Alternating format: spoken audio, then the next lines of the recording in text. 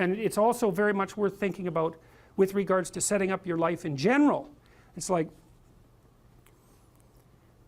if you concentrate solely on your career, you can get a long way in your career. And I would say that that's a strategy that a minority of men preferentially do. That's all they do. They work like 70, 80 hours a week. They go flat out on their career. They're staking everything on the small probability of exceptional status in a narrow domain. But it's hard on them. They don't have a life. It's very difficult for them to have a family. They don't know how to take any leisure activity. Like, they get very one-dimensional. Now, it may be that that unidimensionality is the price you have to pay to be exceptional at one thing, right? Because if you're going to be something like a genius-level mathematician, and you want to do that for, or a scientist, say, it's like you're in your lab all the time, you're working 70 hours a week or 80 hours a week, you're smart, you're dedicated, you're unidimensional, and that's how you get to beat all the other people who are doing that. It's the only way. But the problem is you don't get a life. Now, if you love being a scientist and you have that kind of focus of mind, well, first of all, you're a rare person, and second, you're going to pay for it. But fine, more power to you. But it's a risky business to do that. You sacrifice a lot for it. You know, and I would say most often, if you're speaking about having a healthy life, that isn't what you do. You spread yourself out more. So, you know, you have a family, you have some things that you do outside of work that are meaningful to you and useful. You have a network of friends. Well, those 3 things alone, or 4 things alone, are plenty to keep you well oriented. And then if one of those things collapses, you know, everything doesn't go.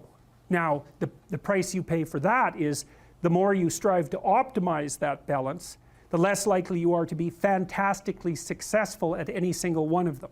But you might have a very, you know, if you consider your life as a whole, that might be a winning strategy. One of the things Carl Jung said, I really liked this.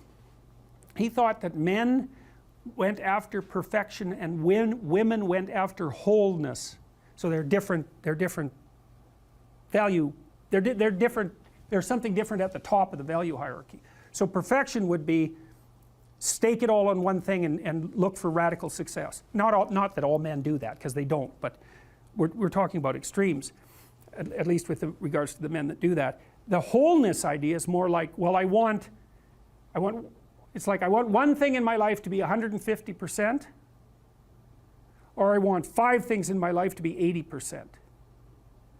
Well, there's a lot more richness in a life where you have 5 things operating at 80%, but you're not operating at any of them at 150%. So, and I really believe this because I've watched men and women go through their careers now for a long period of time, and one of the things that, there's lots of things that produce this, but one of the things that I've noticed is that mostly women in their 30s bail out of unidimensional careers. They won't do them. They won't put in the 80 hours a week that they would have to put in order to dominate that particular area. And it isn't, the reason that they won't do it is because they decide it's not worth it. And no wonder, because why would that be worth it? You have to ask yourself that. It's like, well, you want to be an outstanding scientist. It's like, okay, really, that's what you want, because that means that's what you do. Because you're competing with other people, you know, they're smart, they're hardworking, and if you want to be at the top, you have to be smarter and work harder than any of them. And working hard means working long hours. I mean, it also means working diligently, but in the final analysis, it's also an additive issue. If I'm smart and hardworking and I can crank out for 70 hours a week, and you do it for 30, it's like, in 2 years, I'm so far ahead of you, you will never ever catch up. So, anyways. And I think partly, maybe part of the reason too that women are oriented that way more than men, I think there's 2 reasons. One is socioeconomic status does not make women more attractive on the mating market, but it does make men more attractive. And the second is women's time frame is compressed, right? Because guys can always say, well, I'll have kids later, and they can say that till they're like 80. Whereas women, it's like, no way, man, you got to get it together by the time you're, let's say 40, but really probably by 35, but definitely by 40, because otherwise it ain't happening. And that's bloody dreadful. Like, the most unhappy people you ever see, no. No. One of the common routes to extreme unhappiness is to want children and not have them. I wouldn't recommend that. You know, you see couples who are in their 30s. 1 couple in 3 over the age of 30 has fertility problems. That's defined as inability to conceive after 1 year of trying. 1 in 3. So it's worth thinking about, because people are very, very unhappy if they want to have kids and then they can't. Man, you're in the medical mill for 10 years if that's what happens to you. Without it. Assuming you want to get better, there's usually something you can figure out that would constitute a step towards some sort of concrete goal. And my presumption, it's a behavioral presumption fundamentally, is that small accruing gains that repeat are unbelievably powerful. You can tyrannize yourself into doing things, but I wouldn't recommend it. What I would recommend instead is that you ask yourself what you're willing to do. It's a really effective technique. It's like a meditative technique. So for example, you can get up in the morning and you can think, well, you know, I'd like to have a good day today, so I'd like to go to bed tonight without feeling guilty because I, you know, didn't do some things I said I was going to do, and I'd like to have kind of an interesting day. So you've got to fulfill my responsibilities, and I want to, you know, enjoy the day. Then you can ask yourself, well, what would I have to do in order for that to happen that I would do? And the probability, if you practice this for 3 or 4 days, is your brain will just tell you, it'll say, well, you know, there's that piece of homework that you haven't done for like 3 weeks, you should knock that sucker off because it would only take you 10 minutes and you've been avoiding it and torturing yourself to death for 72 hours straight. And say, well, let's figure out what your aims are. You've got to have some aims, whatever they are. And they might say, well, I'm so depressed I don't have any aims. And then I say, well, pick the least objectionable of the aims and act it out for a while and see what happens. Because sometimes your emotional systems are so fouled up that you have to pretend, you have to act the thing out before you can start to believe it. Life can be meaningful enough to justify its suffering. I thought, God, that's such a good idea. Because it's not optimistic exactly. You know, some people will tell you, well, you can be happy. It's like, those people are idiots. I'm telling you, they're idiots. There's going to be things that come along that flatten you so hard you won't believe it. And you're not happy then. And so if life is to be happy, well, in those situations, what are you doing? Why even live? But life isn't to be happy. If you're happy, you're bloody fortunate, and you should enjoy it. You should, because it's the grace of God, so to speak. People know when they're doing something meaningful. They can tell. So why the hell don't they do meaningful things all the time? It seems obvious. You could do it. I mean, it's hard, you know, because other people want you to do other things, and it's a struggle, but everything's a struggle. Oh, I get it. I see why. It took me about 10 years to figure this out. People have a choice. Choice number 1. Nothing you do means anything. Well, that's kind of a drag, right? It's meaninglessness of life and all that, existential angst. You know, that's kind of a pain. But the upside of nothing that you do is meaningful is you don't have to do anything. You've got no responsibility. Now, you have to suffer because things are meaningless, but that's a small price to pay. The alternative is everything you do matters. Really. If you make a mistake, it's a real mistake. If you betray someone, you tilt the world a little more sharply towards evil rather than good. It matters what you do. Well, if you buy that, then you can have a meaningful life. But there's no mucking around. It means responsibility. It means that the decisions you make are important. It means that when you do something wrong, it's wrong. Well, do you want that?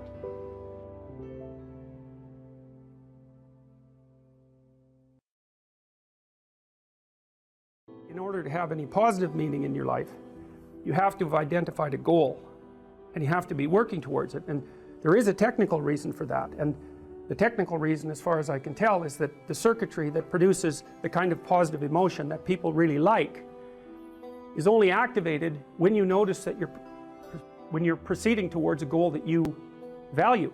And so that means that if you don't have a goal that you value, you can't have any positive emotion. So technically, that's the incentive reward system, and the underlying circuitry is dopaminergic, and when that circuitry is activated, then it's part of the exploratory circuit. It gives you the sense of being actively engaged in something worthwhile. You tend to think of positive emotion as something produced by reward, but there's 2 kinds of positive emotion. One is the reward that's associated with satiation, and that's consummatory reward, and that's the reward you get when you're hungry and you eat.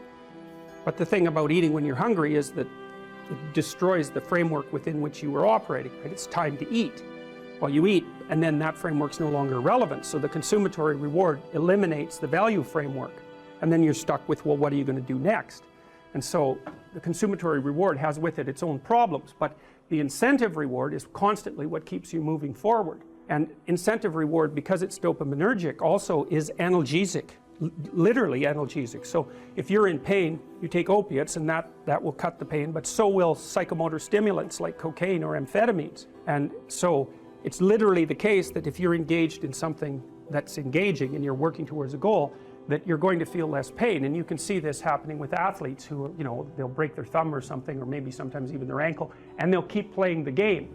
Of course, afterwards they're suffering like mad, but the fact that they're so filled with goal-directed enthusiasm means that, well, the pain systems are in some sense shut off. So that's an interesting thing, because what it suggests, then you could imagine, I might say, well, how happy are you that you've made a certain amount of progress? And if you think about it, what you'd say is, well, it depends on how much progress and in relationship to what. So hypothetically, you're going to be happier if you've made quite a bit of progress towards a really important goal.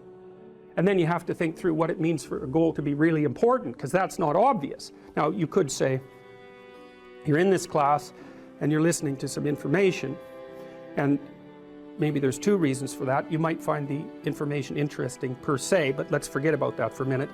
You need to listen to the information so that you can do well on the assignments, so that you can do well in the class. You need to do well in your classes so that you can finish up your degree.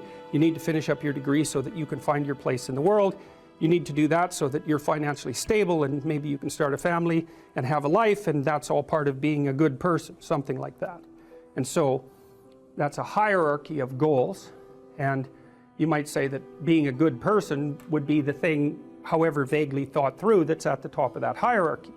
And then when you're doing things that serve that ultimate purpose, then you're going to find those more meaningful, and that meaning is actually produced as a consequence of the engagement of this exploratory circuit that's nested right down in your hypothalamus. It's really, really old. It's as old as thirst, and it's as old as hunger. It's really an old system. And so you want to have that thing activated.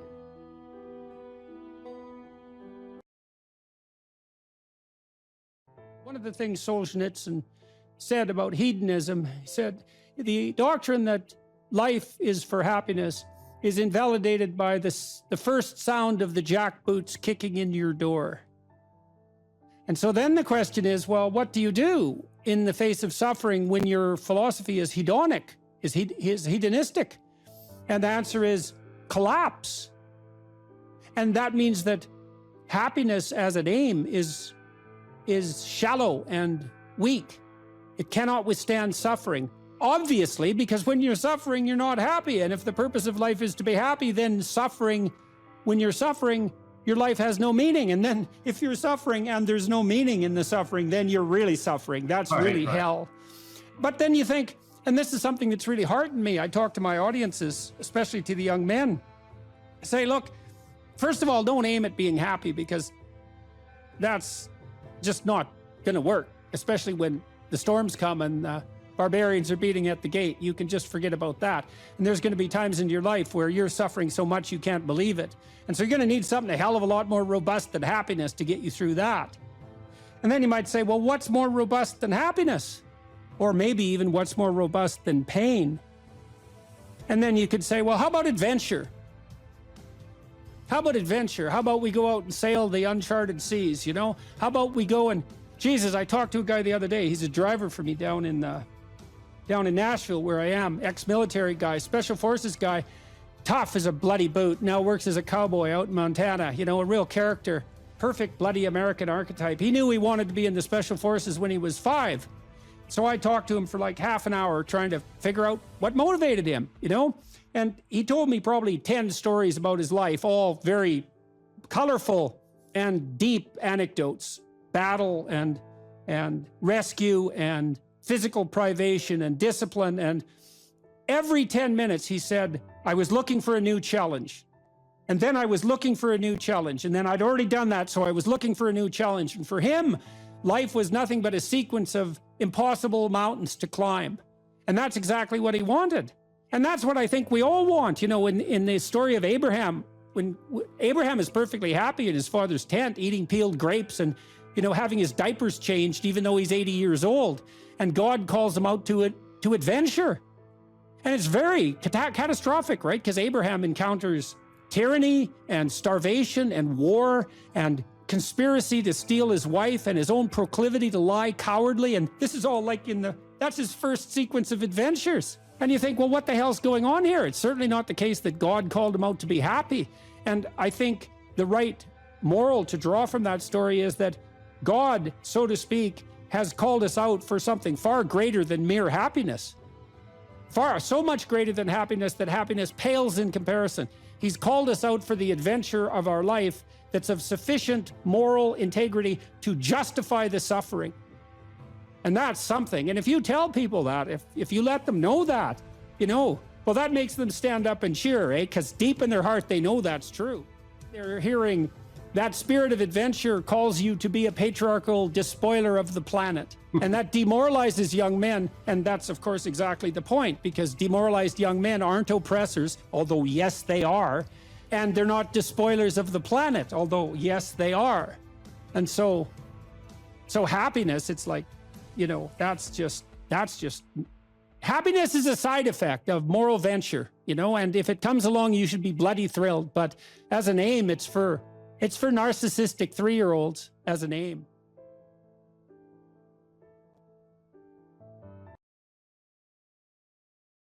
The Greeks had the maxim, know thyself. How do we come to know ourselves in terms of our personalities and, more importantly, potential? Well, one of the first ways to come to know yourself is to understand that you don't. You can learn to kind of watch yourself like you're watching a stranger. You have to adopt a position. It's a position of radical humility, I would say. Humility in two senses. So one sense would be the humility of recognizing your ignorance. So you have to understand that you don't know who you are. That's not easy to understand because you think you know, but then, you remember you can't control yourself very well. You're not very disciplined. You're full of flaws.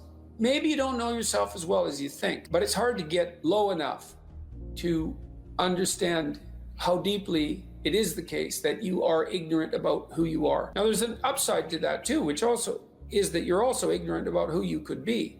And so the discovery of that, is some reward for the horror of determining who you actually are. And then I would say, well, then you watch yourself. You watch yourself like you're watching a stranger. You watch what you say and you listen. And you think, well, what sort of person would say that? And how am I reacting emotionally when I'm communicating in that manner? Is that making me feel stronger or weaker? Is it filling me with shame? Is it helping my confidence? Am I laying out a lie? Am I deceiving myself and other people? Am I adopting this personality at parties that is designed to impress and to amuse, and it comes across as nothing but self-centered narcissism? What are my dark fantasies? What are my aggressive fantasies? What is it that I'm willing to do? What am I interested in so that I'll spontaneously pursue it? What do I procrastinate about and why? What am I unwilling to do? What do I think is good? What do I congratulate myself for accomplishing? And what do I berate myself for failing to confront and to implement? Those are all incredibly complicated questions, and you don't know the answers to them. So that's a start. And then in terms of potential, well, you'll discover a little bit more about your potential as you discover who you are, especially the darker parts of yourself, because then you discover your potential for mayhem. There's some real utility in that. It's actually something that strengthens you, because the first thing that a realization like that can in fact produce is the ambition to incorporate that dangerousness into a higher order personality. And that can make you implacable. That can make you someone who can say no when you need to say no. That can make you someone who won't avoid necessary conflict. And so that's unbelievably useful. And so that's one of the potentials that you might discover. The other thing you do to discover your potential is you challenge yourself. It's like Rule 4 in my book, 12 Rules for Life, is compare yourself to who you were yesterday and not to who someone else is today. And that's kind of a good way to start this. It's like, well, take a bit of a look at yourself and think about what's not so good that you could improve, that you should improve by your own standards, and that you would improve, and set yourself a little goal. maybe you're not studying at all at your university, or maybe you're at work and you've got this stack of paper there, and you haven't looked at that damn stack for like a month, and you know that you should be, and you're bothering yourself at night because you're avoiding that. You think, well, I've avoided that stack of paper completely for 1 month. I'm quite a coward when it comes to whatever snakes might be hidden in that stack of paper. How about tomorrow I just put that stack of paper in front of me on my desk, and I glance through it for 15 seconds. See if I can do that. It's like, well, you set yourself a goal of improvement. It's a humble goal, because really, are you such a coward that the best that you can bloody well manage after a month of avoidance is 15 seconds of exposure to a stack of paper? It could easily be. You've been avoiding it. You're obviously afraid of it. And so the situation could be that dismal and dire. And you might think, well, geez, it's no balm to my ego. It's not fostering the strength of my ego to recognize in myself someone who could only withstand 15 seconds of exposure to that thing I'm afraid of. And so that's a form of humility too. It's like, there's things you could do to improve, and you know what they are. And there's small steps that you could take, that you might take, that would put you in that direction. And then the question is, are you big enough to take those small steps? Are you capable of grappling with the fact that you're fundamentally flawed to the point where you have to break things down into almost childlike steps in order to manage them? And the answer to that is, yeah, you are. And that's the lot of, I don't know if it's the lot of everyone. Most people have things they avoid, and they're afraid of. So I would say to some degree, it's the lot of everyone. People vary in the degree to which they've conquered that. And you do meet people from time to time who are extraordinarily disciplined. But most of the time, they've got disciplined in exactly this manner. It's through slow incremental improvement. And then you challenge yourself. It's like, well, could I do this? That would be better. Then you find out, and then you think, well, is there something slightly larger and more challenging that I could do that would be better? And you try it and you find out. And as you try it and you find out, generally you get better at it, and you can take on larger and larger challenges. You take responsibility for yourself. That's part of standing up straight with your shoulders back. It's like, take on the world, man, but only at the level that you can manage. When you're ignorant and biased and deeply flawed and immature, it's where everyone starts. You don't want to bite off more than you can chew, but it doesn't mean that you can't wrestle with part of reality. Some part that's small enough so that you have a good shot at victory. And to put yourself together, the first steps towards that is to allow yourself to be a fool, right? It's because you don't know what you're doing. You have to admit that. And there's going to be a loss of ego or destruction of ego, arrogant ego that necessarily accompanies that. But you need the loss of that arrogant ego, because it's precisely what's interfering with your movement forward. It's part of the adversarial process, mythologically speaking, that stops moral progress. You're too proud of who you think you are to notice what you're like so that you could change properly. You don't want to sacrifice that part of yourself. It's probably associated with some delusion that helps you maintain a positive, although very fragile self-image, in the absence of genuine effort. It's not to be recommended. You know yourself by watching and paying attention. It's watching like you're a snake.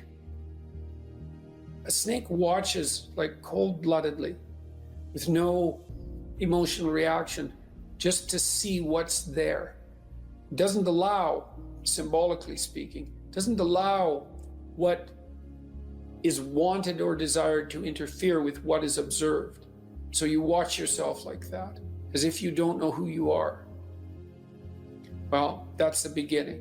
And then you challenge yourself continually to see how far past yesterday you can push today and tomorrow, and to continually experiment with expanding the domains not only of your competence, but of your ability to increase that competence. And the upper limit to that is proportional to the moral effort that you put into it. The more that's guided by the highest of all possible visions, right? The alliance with the highest of all possible conceivable good. And the more it's accompanied by truth in speech and action, the more you will develop your potential. And you also, I suppose, have to be willing to undertake that as an adventure, because it's a hell of a thing to bear that kind of responsibility. It takes a person out of the ordinary. It takes them out of themselves. And there's an alienation and an isolation that goes along with that, and a great sorrow, all of that together. But there's deep meaning to be had in it, and there isn't anything better that you can do. So that's the answer to that question.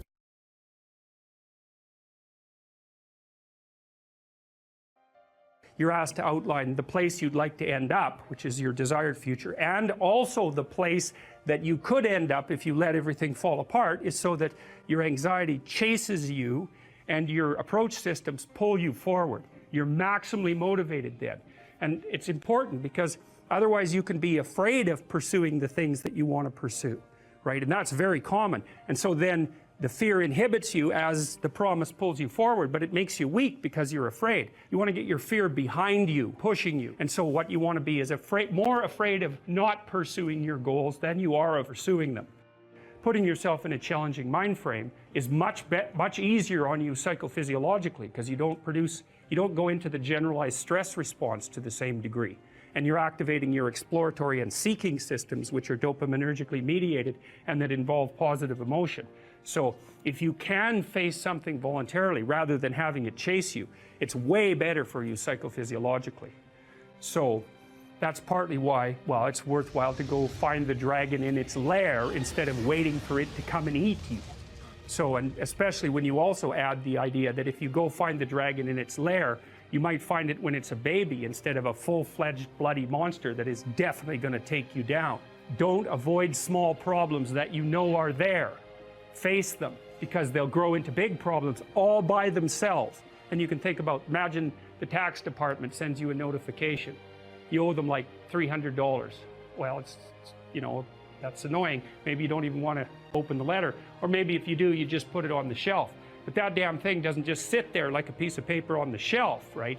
You ignore that for 5 or 6 years, it's going to become attached to all sorts of horrible things. And if you ignore it long enough, you get the idea. It's going to turn into something that is completely unlike the little piece of paper that it's written on.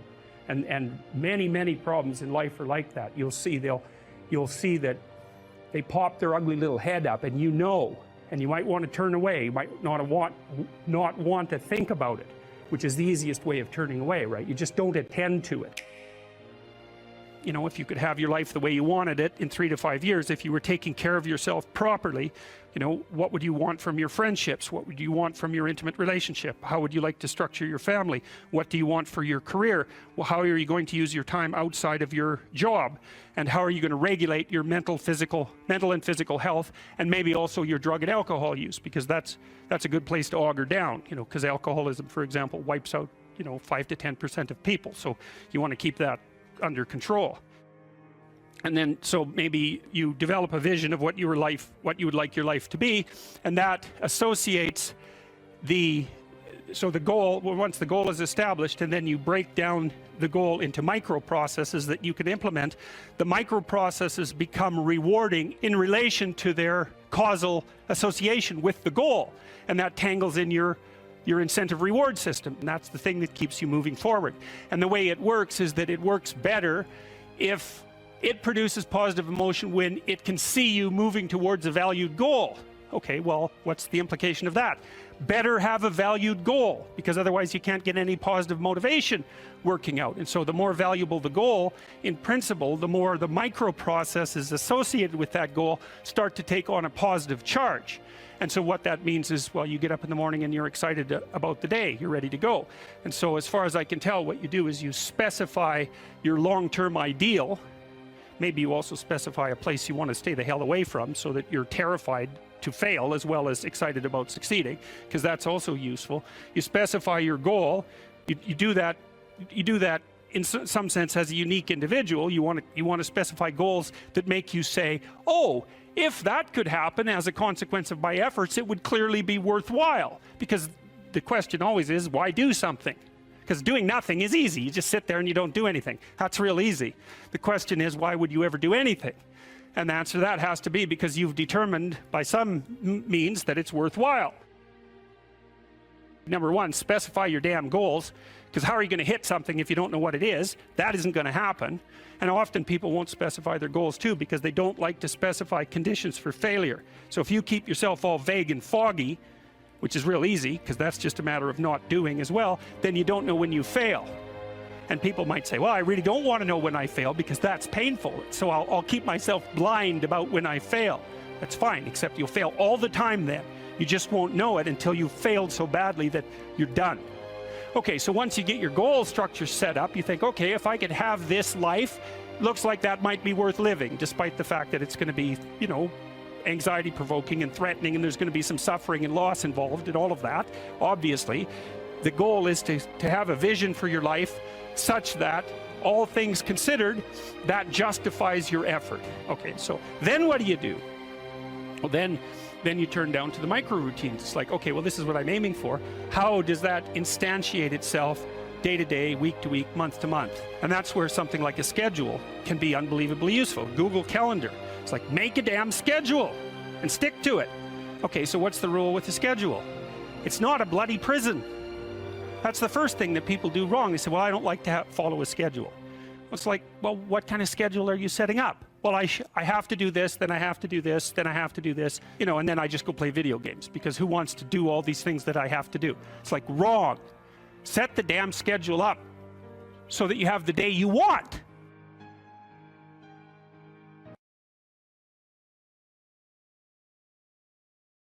So imagine you're dealing with someone who's hoarding. Now, people who are hoarding are often older or neurologically damaged, or they have obsessive compulsive disorder.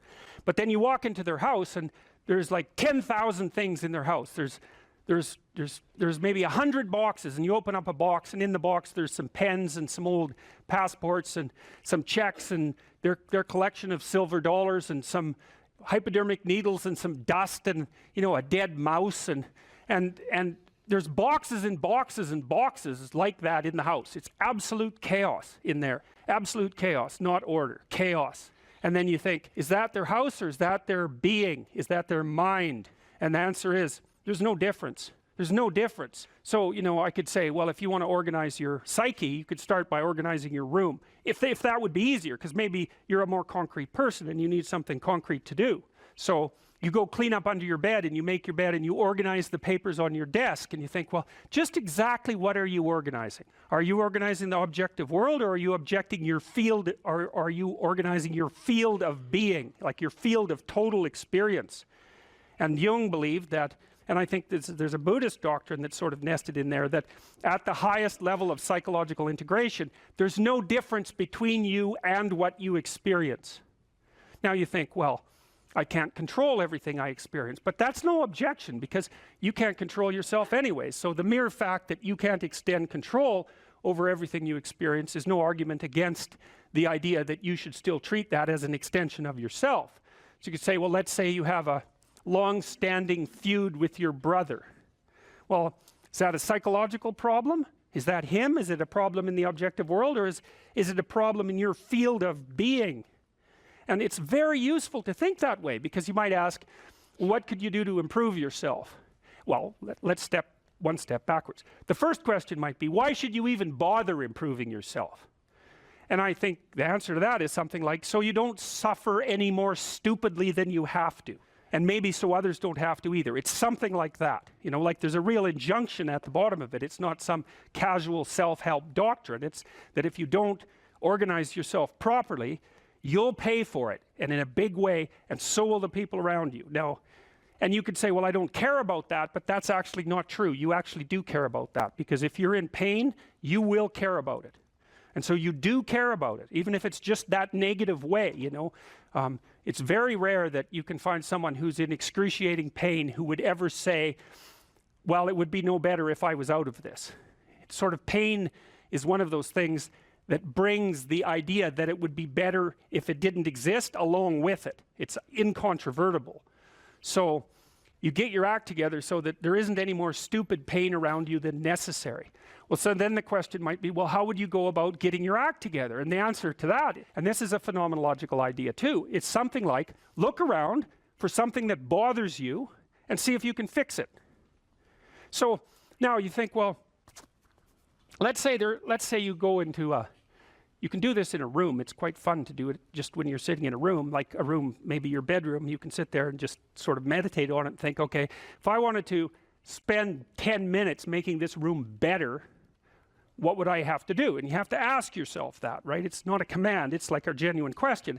And things will pop out in the room that you like, there's a stack of papers over there that's kind of bugging you, and you know that maybe little order there would be a good thing, and there's some rubbish behind your computer monitor that you haven't attended to for like 6 months, and the room would be slightly better if it was a little less dusty and the cables weren't all tangled up the same way. And like, if you allow yourself just to consider the expanse in which you exist at that moment, there'll be all sorts of things that'll pop out in it that you could just fix. And I might say, well, if you were coming to see me for psychotherapy, the easiest thing for us to do first would just be to get you to organize your room. You think, well, is that psychotherapy? And the answer is, well, it depends on how you conceive the limits of your being. And I would say, start where you can start. If something announces itself to you, which is a strange way of thinking about it, as in need of repair, that you could repair, then, hey, fix it. You fix 100 things like that, your life will be a lot different. I often tell people too, fix the things you repeat every day, because people tend to think of those as trivial, right? You get up, you brush your teeth, you have your breakfast, you have your routines that you go through every day. Well, those probably constitute 50% of your life. And people think, well, they're mundane, I don't need to pay attention to them. It's like, no, that's exactly wrong. The things you do every day, those are the most important things you do. Hands down. All you have to do is do the arithmetic. You figure it out right away. So 100 adjustments to your broader domain of being, and there's a lot less rubbish around, and a lot fewer traps for you to step into. And so that's in keeping with Jung's idea about erasing once you've got your mind and your emotions together, and once you're acting that out, then you can extend what you're willing to consider yourself and start fixing up the things that are part of your broader extent. Now, sometimes you don't know how to do that. So you might say, imagine you're walking down Bloor Street and there's this guy who's like alcoholic and schizophrenic and has been on the streets for 10 years. He sort of stumbles towards you and, incoherently mutters something. That's a problem. And it would be good if you could fix it, but you haven't got a clue about how to fix that. You just walk around that and go find something that you could fix, because if you muck about in that, not only is it unlikely that you'll help that person, it's very likely that you'll get hurt yourself.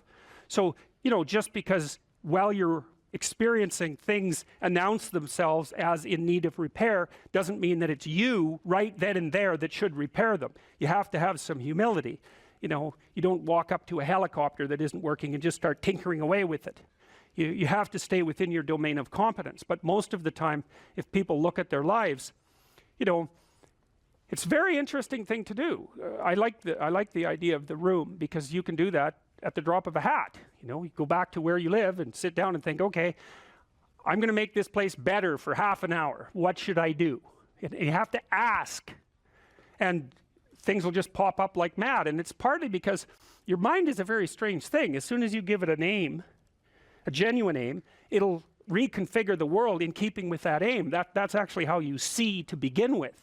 And so if you set it a task, especially, you have to be genuine about it, which is why you have to bring your thoughts and emotions together, and then you have to get them in your body so you're acting consistently. You have to be genuine about the aim, but once you aim, the world will reconfigure itself around that aim, which is very strange. And it's technically true. The best example of that, you have all seen this video where you watch the basketballs being tossed back and forth between members of the white team versus the black team, and while you're doing that, a gorilla walks up into the middle of the video and you don't see it. It's like, you know, if you thought about that experiment for about 5 years, that would be about the right amount of time to spend thinking about it, because what it shows you is that you see what you aim at. And that, man, if you can get one thing through your head as a consequence of even being in university, that would be a good one. You see what you aim at. And so, because one inference you might draw from that is, be careful what you aim at, right? What you aim at determines the way the world manifests itself to you. And so if the world is manifesting itself in a very negative way, one thing to ask is, are you aiming at the right thing? Now, you know, I'm not trying to reduce everybody's problems to an improper aim. People get cut off at the knees for all sorts of reasons. You know, they get sick, they have accidents. There's a random element to being, that's for sure. And so you don't want to take anything, even that particular phrase, too far. You want to bind it with the fact that random things do happen to people, but it's still a great thing to ask. Okay, so Rogers was a phenomenologist, and he was interested in, he didn't start his philosophy from the perspective of subject versus object, or from the idea of psyche, like sort of inside you, your mind with its layers. That's not how he looked at it. And so let's go through, well, I'll introduce you to Rogers. I think and then we'll talk about it more next time. I'm going to start, though, with something that I learned from him that I think was of crucial importance. And so we'll set the stage for the further discussion with this. And I'm going to read it to you.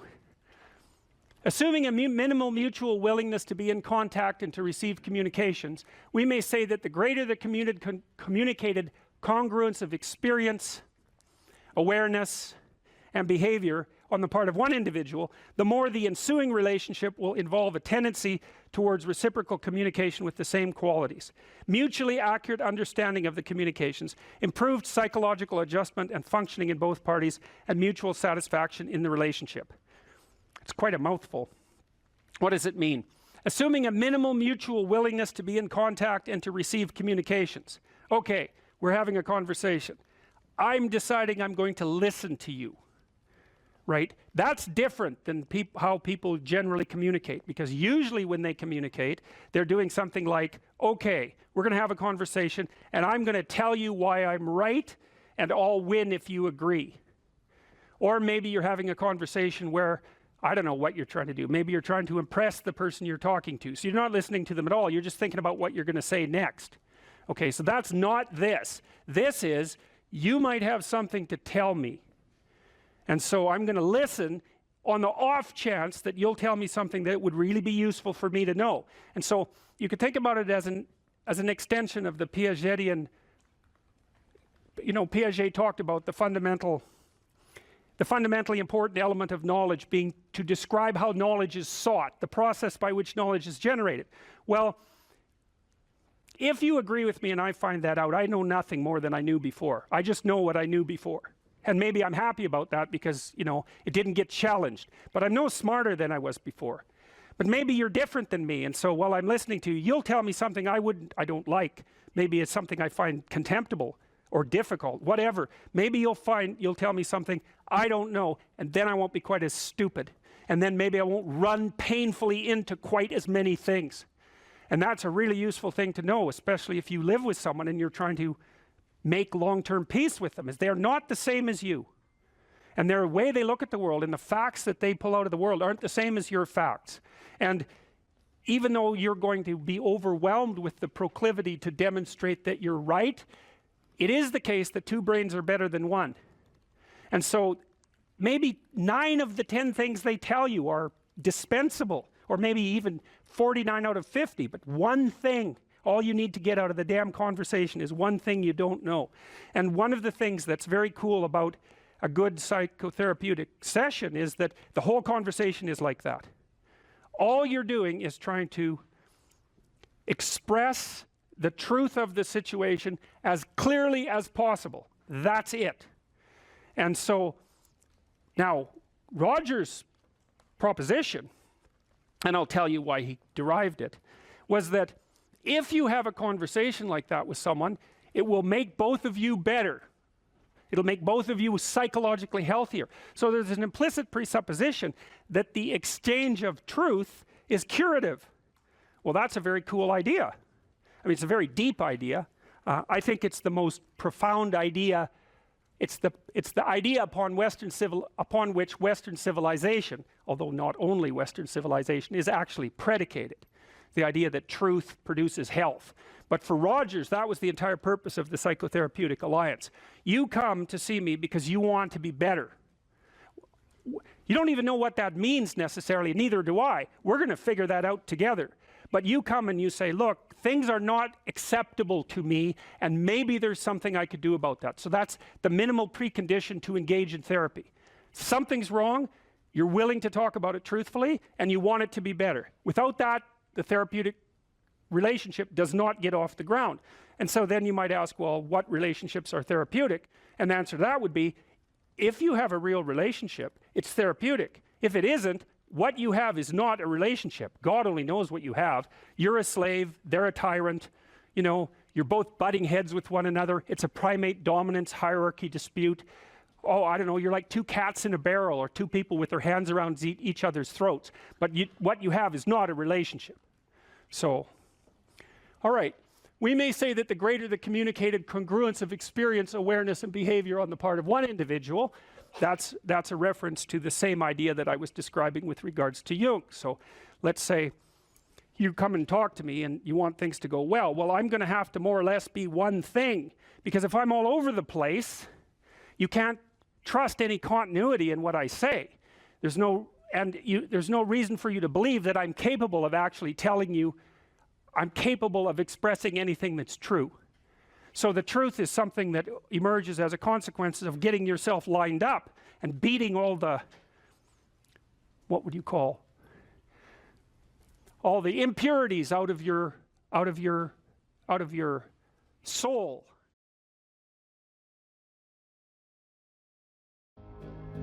You said that a harmless man is not a good man. A good man is a very dangerous man who has that under voluntary control. How should people become more dangerous? Oh, becoming more articulate is definitely, I would say, that's the primary array of weapons. So, I mean, physical prowess is something, and it's not nothing, that physical confidence that comes along with that as well. But the same thing replicated at the level of the ability to communicate and to think, that's way broader field of battle and opportunity.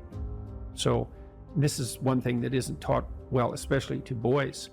It's more important to teach it to boys, I would say, because they're more skeptical of the educational enterprise in general, generally speaking, partly because they're less obedient, partly because they're less agreeable. That's particularly true for disagreeable boys. And agreeable boys get higher grades independent of their IQ and their academic achievement, because they're easier to deal with.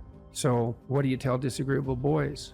There's nothing that makes you more formidable than verbal competence, than being able to articulate, be able to think, to marshal your arguments, right? It's a battlefield metaphor. Get everything in order, get all your information straight, to marshal your forces. And so, I mean, that's part of the reason that rap artists are so popular, especially among disaffected young men, black and white alike, because they're unbelievably articulate. They have this incredible verbal prowess. It's unbelievably attractive.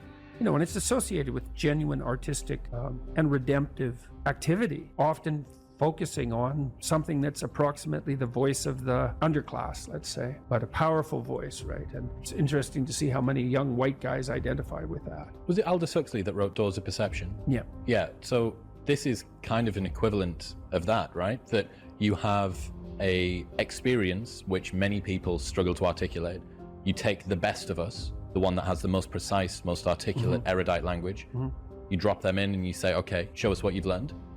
This is the equivalent, but for just a different community, a different sort of life, that maybe you don't have the ability to describe what it feels like to live on a council estate in Manchester or in, one of the neighborhoods of Brooklyn or whatever it might be. And then this person can, and it feels like it's your voice. Yeah, well, you still, if you're a young man, you still feel alienated from your place as rightful heir of the proper kingdom. I mean, that's an existential truism for everyone, particularly for every young man, because he is an outsider in many ways. He's young and juvenile, and not very highly valued, and then is in some sense hurt by the inadequacies of the current king, the current culture, and is easily turned against it because of that. And that's the machinations of the evil uncle. That's the King Arthur story. That's the story of Horus and Osiris. It's an ancient story. It's the story of Sauron, and it's there all the time. And you see in that, in rap music, in hip hop, all of that alienation being given an articulated voice in an artistic sense. And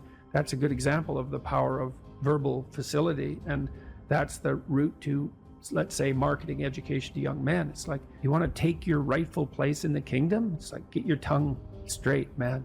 Get it under control in the highest possible sense. We went to a comedy club, Tammy and I, in New York, the Comedy Cellar. It's a great comedy club. And the last comic was an English guy.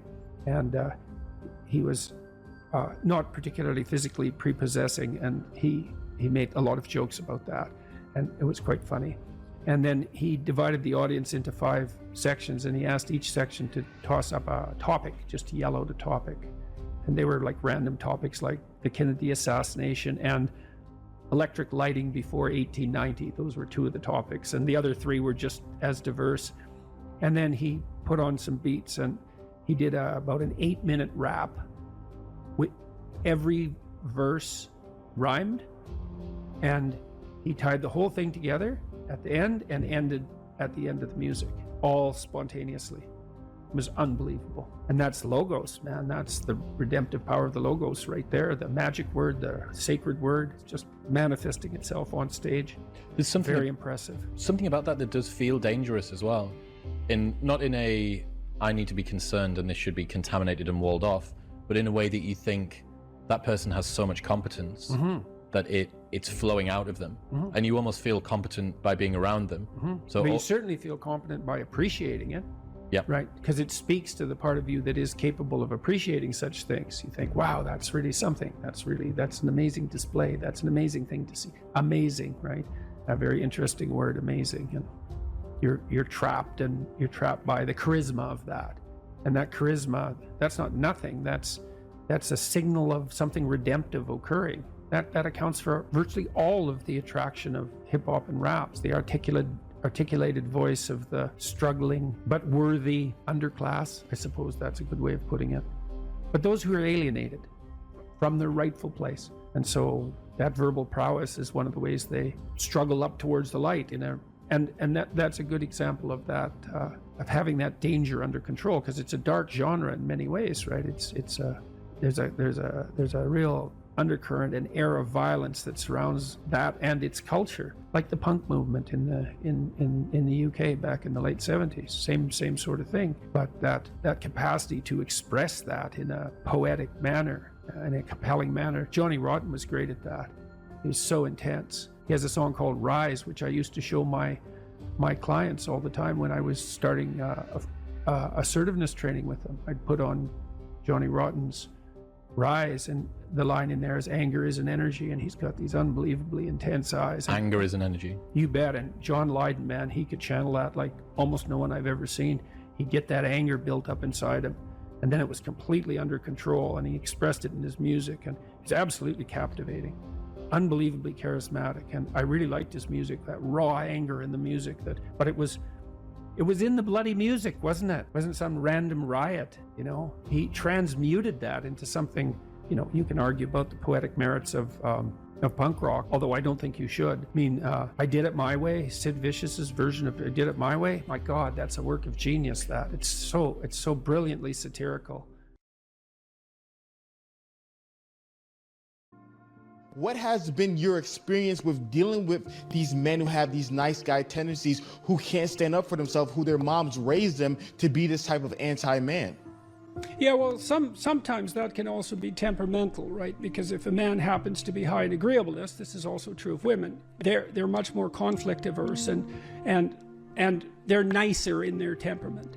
So if you get an agreeable boy, let's say, who also has a doting mother, then you might have that problem. There's other ways of having that problem, but that's one way.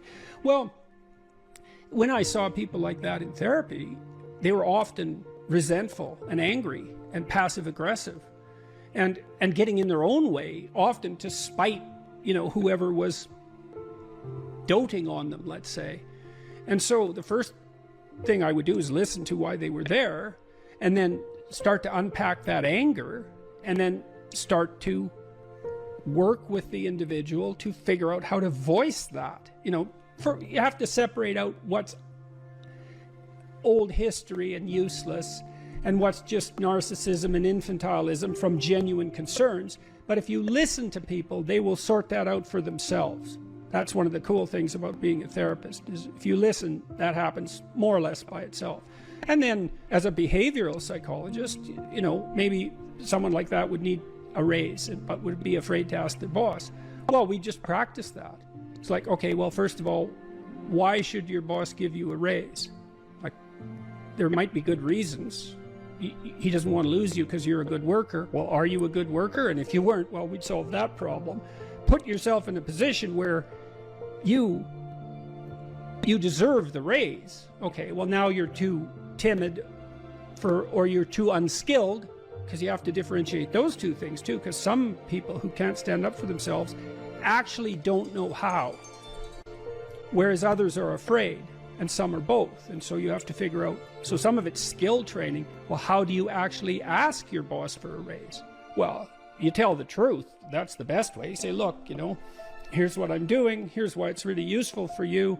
It looks like I'm somewhat underpaid in this role. That's demotivating me, possibly. I also have other options. I think I need, 15% more, and I'm interested in moving up, and here's what I'll do for you if you do that. And so, think about it. And then if your boss doesn't do that and all that's true, well, then you should be assertive enough to find another job. Or maybe you look for another job before you even ask for the raise.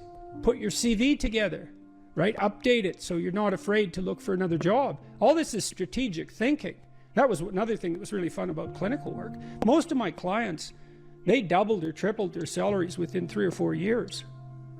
Oh, they worked at it. This wasn't nothing. This was major league strategic planning. And that was true for women and men, and that's very fun to watch that happen.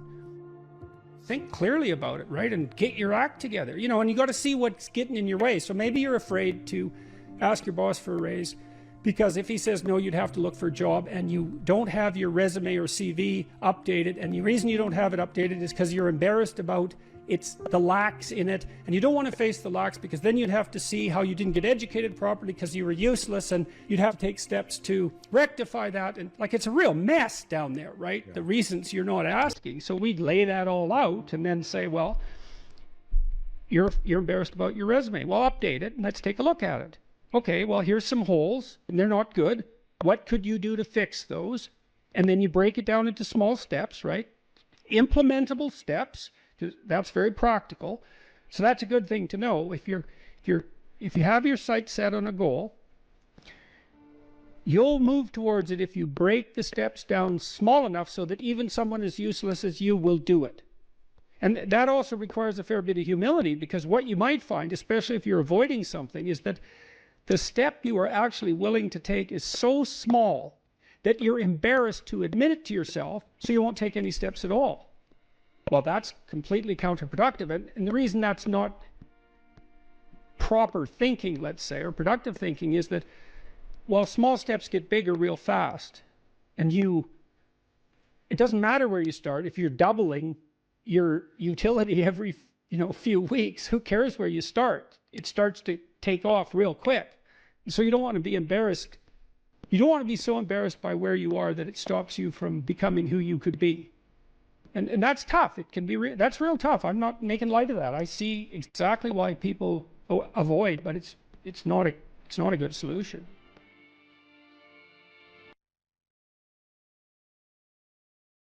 The internal problem is, how do you deal with tragedy and malevolence? And you can say, well, I'm not prepared. It's like, yeah, fair enough.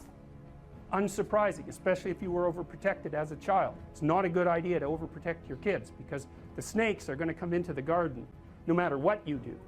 And so then you, instead of trying to keep the damn snakes away, what you do is you arm your child with something that can help them chop them into pieces and make the world out of them. So that the trick for human thriving in the face of suffering and malevolence is strength, not protection. It's a completely different idea. We also know this clinically. We know, for example, that if you treat people with exposure therapy for agoraphobia, which is, roughly speaking, the fear of chaos, I would say, the fear of everything, you don't make them less afraid. You make them braver. It's not the same thing. Because with an agoraphobic, see, what happens to them is the fall. They never conceptualize death and suffering. They're naive, right? It never enters the theater of their imagination, and it's because they're protected from it. But then something happens. This often happens to women in their 40s, because they're the people most likely to develop agoraphobia. Something happens. They've been protected from chaos by authority their entire life. So maybe they had an overprotective father, and then they went to an overprotective boyfriend, and then they went to an overprotective husband. And maybe they were willing to be subjugated to all three of those because of the protection, right? So that's the bargain. They stay weak and dependent, and maybe they have to because that's the only way they can appeal to the person who's hyperprotective. But the price they pay for that is that they're not sufficiently competent. And then something happens in their life, often in their 40s. They develop heart palpitations, maybe as a consequence of menopause. Their heart starts to beat erratically, and they think, oh no, death. It's like, well, who are you going to talk to about that? Right? There's no protection from authority for that. Or maybe their friend gets divorced, or maybe their sister dies, or something like that. It brings up the specter of mortality, and maybe the specter of malevolence and mortality, and it brings it up in a way that authority, recourse to authority, cannot solve. And so then they have panic attacks. What happens? They go out, they get afraid, they feel their heart beating, then they get afraid of their heart beating because they think, oh no, I'm going to die, and they think, oh no, I'm going to die, and I'm going to make a fool of myself while I'm doing it and attract a lot of attention. So the two big fears come up: mortality and social judgment. And then they have a panic attack. It's like fight or flight's gone out of control. Very, very unpleasant. Then they start to avoid the places they've had a panic attack. Then they end up not being able to go anywhere. So then Tiamat has come back, right? A huge monster, a little victim. And so what do you do with them? Well, there's no saying, no, there's no Tiamat. That's done, right? Their naivety is over. They've had a direct contact with the threat of mortality and social judgment. They've met the terrible mother, and they've met the terrible father. And there's no going back. There's no saying, oh, the world is safe. It's not safe. Not at all. It's not safe. The fact that you think it's safe means that you were living in an unconscious bubble that was sort of provided to you by your culture. It's a gift. And now that's been shattered. And so now what do you do? Well, the answer is you retreat until you're in your house and there's nowhere you can go. You're the ultimate frozen rabbit, right? And your life is hell because you can't function. The alternative is, let's take apart the things you're afraid of. Let's expose you to them, carefully and programmatically. And then you'll learn that you're actually tougher than you think. You never knew that.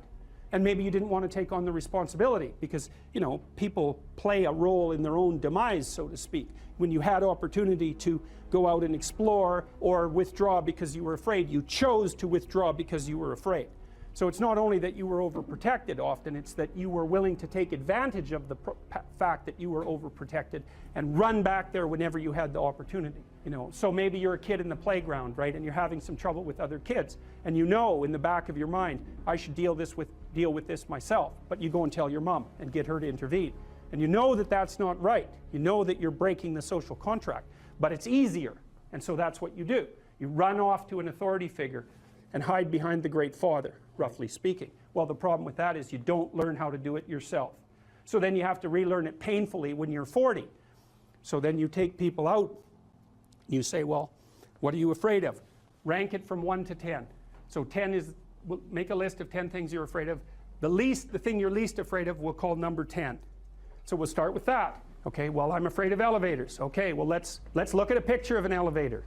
Let's have you imagine being in an elevator. Let's go out to an elevator and let you watch the terrible jaws of death open, because that's how you're responding to it symbolically, right? And you're going to do that at the closest proximity you can manage. You find out, you go do that, it works.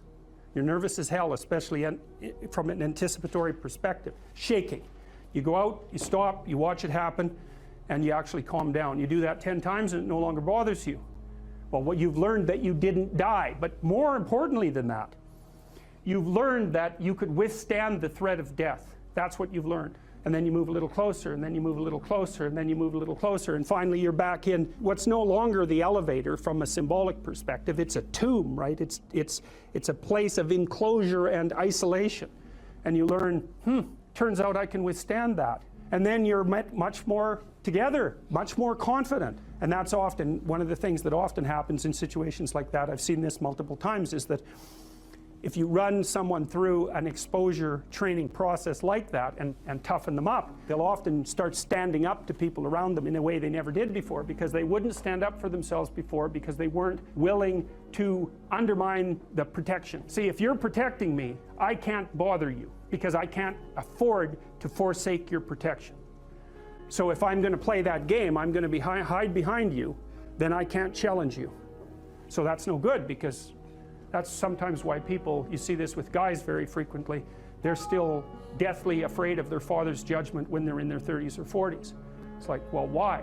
No, because they still want to believe that there's someone out there that knows.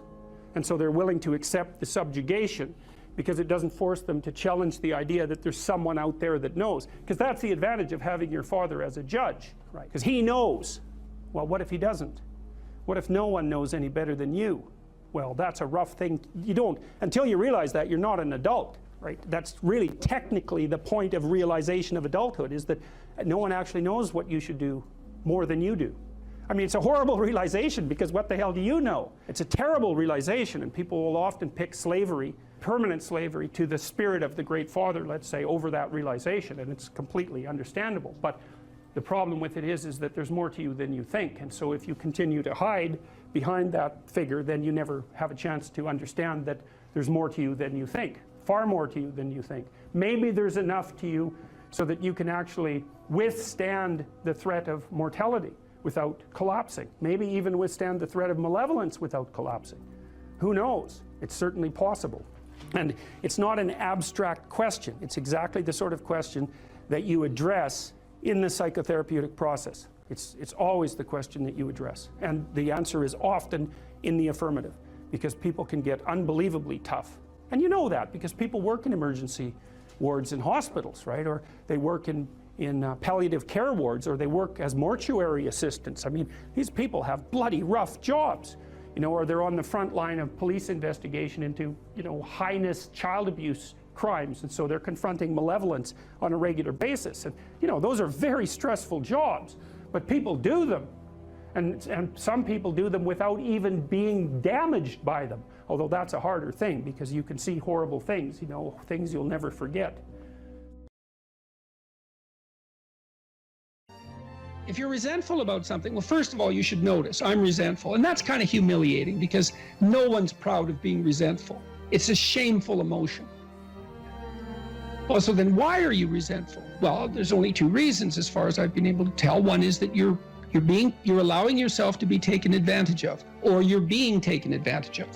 Sometimes you're not allowing yourself. Sometimes you're a child being abused by their uncle. You're not allowing yourself. You can't do anything about it. You're resentful because you're being taken advantage of, or because you're immature. It's one of those two things. Figure out which it is, and then take the steps necessary to address it. Living a life without resentment is a great goal. People are often resentful if they see that responsibility has been abdicated. Why isn't that person doing their job? It's like, well, hey man, step in at your workplace, in your family. You know, and you think, well, I shouldn't have to do that extra work. Well, you shouldn't be a slave. You shouldn't allow yourself to be tyrannized. But if something bugs you because a responsibility is going unfulfilled, there's a great opportunity for you. And this is something I don't think we teach young people well. And one of the things, you may remember this, that was so striking about the tour was that I made a case fairly consistently that most people find the meaning that sustains them through the vicissitudes of life, not in happiness, but in responsibility. And that would bring everyone to a halt. It would always make the whole theater silent. It's like, oh, I never thought of that connection. Because maybe you want to avoid responsibility, and you can understand why. You can understand why. You hide from it. That is what you encounter if you go out in the world and you think, who the hell wants that? I don't want the responsibility. It's like, well, yes, you do, as it turns out. There's nothing better than responsibility.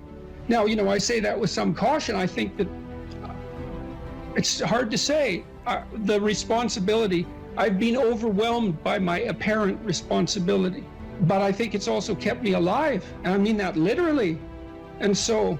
Wait, can you go a little deeper with that? I mean, when you were at your darkest moments in the last 2 years, whatever that might be, was it the feeling well, of there's the... many times in the last year where it would have been much easier for me just to be dead.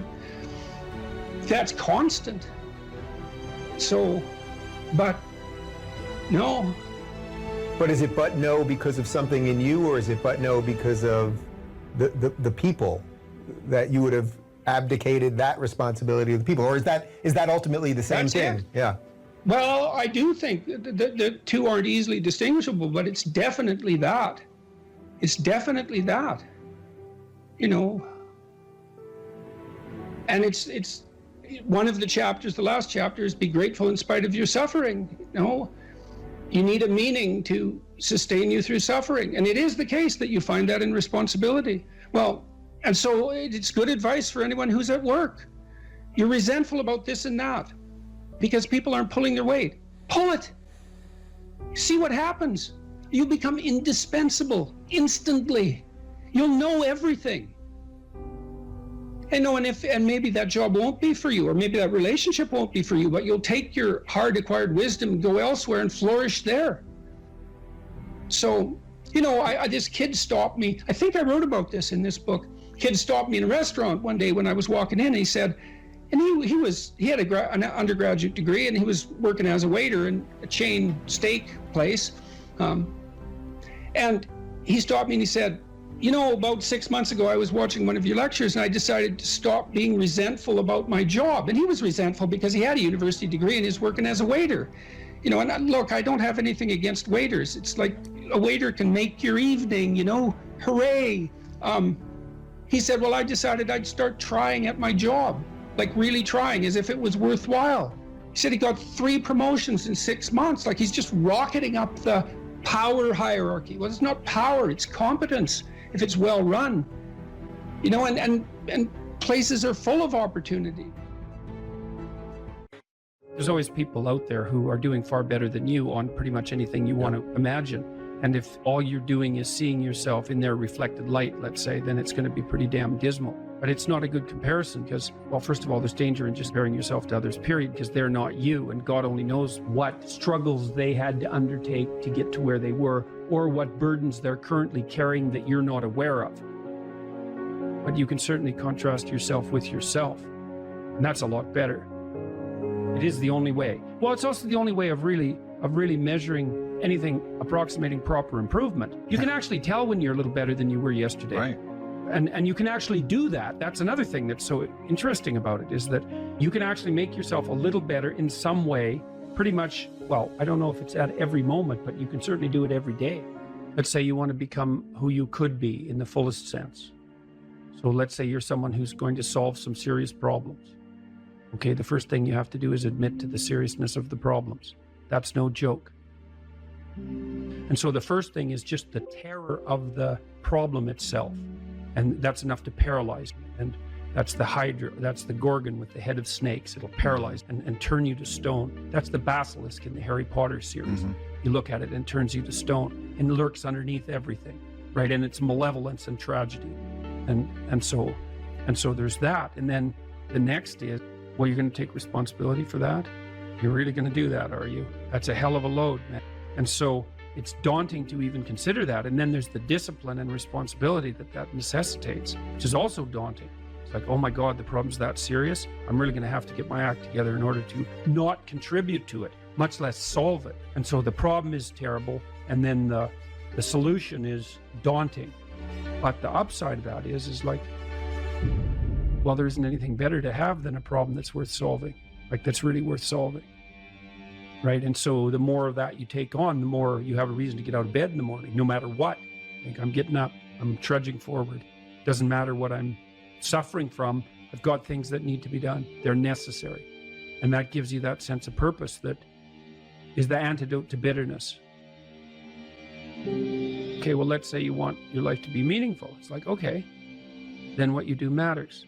It actually matters. or how starting to clean up the room changed their life. That's quite fun because it's something I always tell people to do instead of going out and protesting. Jesus, I just can't stand Cleaning up that. the room? Yeah. Meaning? Well, my sense is that if you want to change the world, you start from yourself and work outward, because you build your competence that way. It's like, I don't know how you can go out and protest the structure of the entire economic system if you can't keep your room organized. Well, I made a video which was called Message to Millennials, where it was called How to Change the World Properly. A bit of on the pretentious side, I suppose, but I was trying to produce something that was a counterposition to this idea that what you should do is go out and fix up other people. You know, that's just not right. And there's a New Testament line about that, something about, you know, not worrying too much about the log in your neighbor's eye, or about the speck in your neighbor's eye when you have a log in your eye. What would the world be like if people stopped avoiding the things they knew they should do? You know, because the question is, how much are we contributing to the fact that life is an existential catastrophe and a tragedy? How much is our own corruption contributing to that? That's a really worthwhile question. The things you leave undone because you're angry, you're resentful, you're lazy, you have inertia. Well, you consult your conscience and it says, well, you know, that place over there could use a little work. It's the same as working on yourself, and so you clean that up because you can. And then things are a little clearer around you. And you're a little better off because you've practiced a bit, and so you're a little stronger, and then something else manifests itself and says, well, maybe you could like take a crack at fixing me up too. So you decide to do that, and then that gets a little bit more pristine, you know, and soon, and it's humble because you're not exceeding your domain of competence. You know, it's like, don't be fixing up the economy, 18-year-olds. You don't know anything about the economy. It's a massive, complex machine beyond anyone's understanding, and you mess with it at your peril. So, and can you even clean up your own room? No. Well, you should think about that. You should think about that.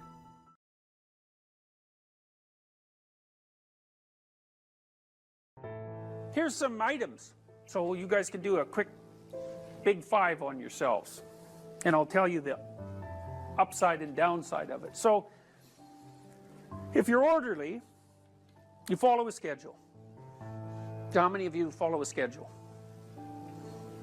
Okay, and how many of you don't? Okay, so one thing I would recommend is that you do. And I'll tell you why. Like, intelligence is a very good predictor of academic performance. And there's not a lot you can do about your intelligence. I mean, you can squander it, but it's very difficult to improve it. Conscientiousness, well, it's a trait too, so it's hard to work on, but we know that conscientious people get better grades, and it's reliable, and it's a powerful effect. And so, if your time use is organized, then the probability that you're going to be successful is very high. So, one of the things you might think about is make friends with a calendar, like Google Calendar or something like that. And I can tell you some tricks about that, because really it is important. Like, and I'm not kidding around about this. If you're low in conscientiousness, it's really going to trip you up as you walk through life. There's not very many advantages to it that I've been able to see, and I'm not assuming that just because you don't follow a schedule, you're low in conscientiousness, but it is one of the items that mark it. The only advantage I've seen so far to being unconscientious is that if you become unemployed, it doesn't bother you as much. And I mean, that actually turns out to matter in some situations. So like, you know, if a big company has to shed 50% of its employees, it's the conscientious people are going to suffer themselves to death for it. And the unconscientious people, they're not going to care anyways because they weren't working anyways. So it doesn't matter if they have a job or not. So here's one way of thinking about making use of a schedule. Often people are afraid of schedules because they think of them as a trap. You know, you make a schedule and it's like this little prison that you have to live inside, and you know, and all you're doing in your schedule is putting down things you have to do or should do, and so, you know, there's not a lot of fun in that. And so not only is it a trap or a prison, but it's kind of an unpleasant one.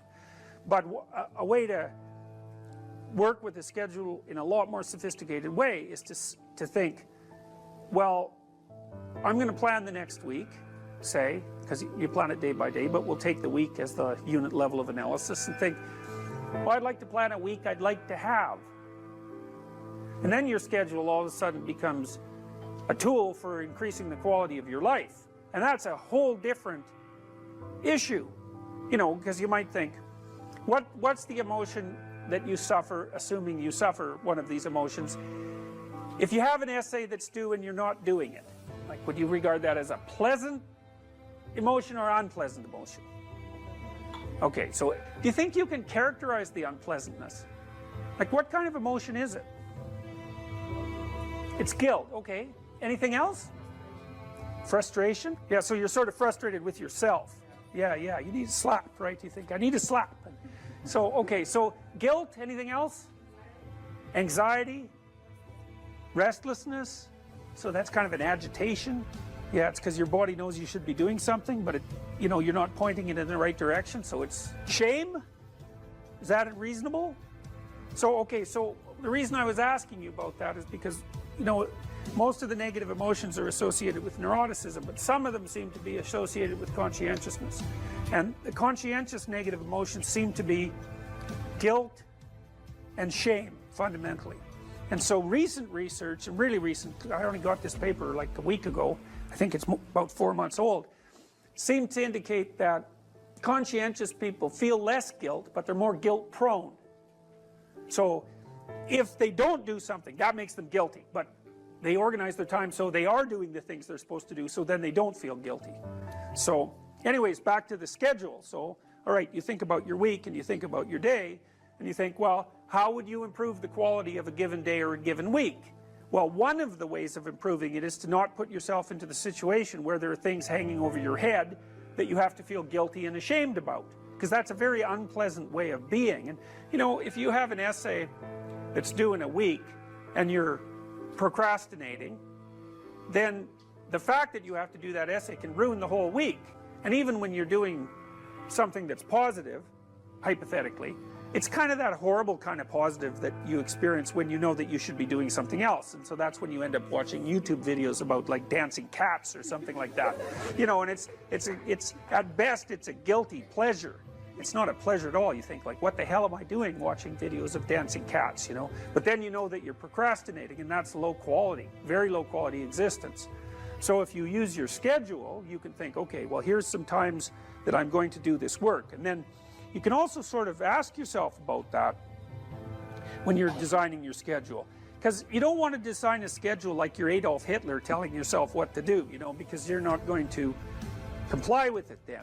What you have to do if you're going to design a schedule is you have to ask yourself, all right, I'm going to set aside some time to study over the next week or to do this essay or whatever it is. How much time would I actually spend studying? An hour or two a day might be a worthwhile thing to schedule in, and I would say don't schedule in more than that to begin with, because then you'll fail and then you'll stop using the schedule. And so the other thing you want to do is you want to schedule in things that you want to do, and then you want to look at the day or the week and you want to think, hey, that's a week I'd like to have. If I had a week like that, it would be good. I'd be caught up so that all that negative emotion doesn't have to accrue. And I would have done a bunch of things that I'm interested in doing, and at the end of the week, I'd be in better shape than I was at the beginning.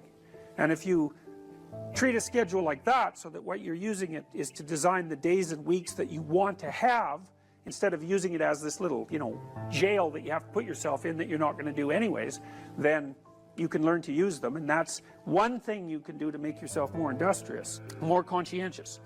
Follow a schedule. I've told people to learn to use a schedule, and people often hate schedules because they act as their own tyrants, right? They say, well, you have to do this unpleasant thing, and then here's another unpleasant thing you have to do, and then you have to do this unpleasant thing, and you do that for about 3 days, and you think, to hell with this, I'm not doing that, and you fall off the wagon.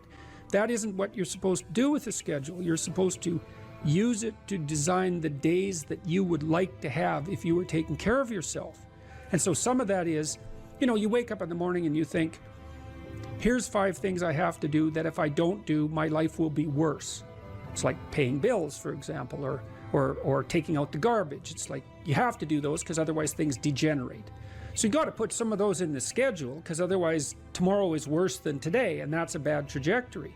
But you also want to build in things, you've got to act in some sense like you're dealing with a relatively recalcitrant 9-year-old. It's like, so, well, here's some things you have to do, but here's some things that if you do, you could reward yourself with. And if you get the balance there between obligation and reward right, then you'll find that you're motivated to do the things. And that's what you want to do. You want to do that so it's sustainable across days and weeks and months.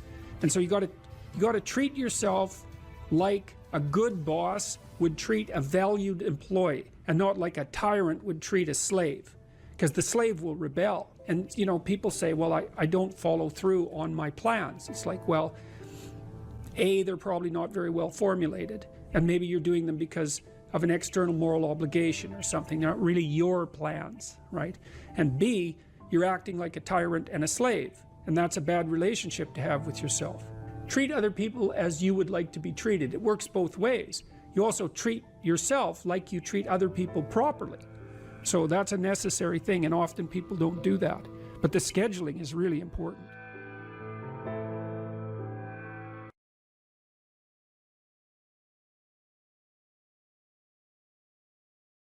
So imagine you have a goal in mind.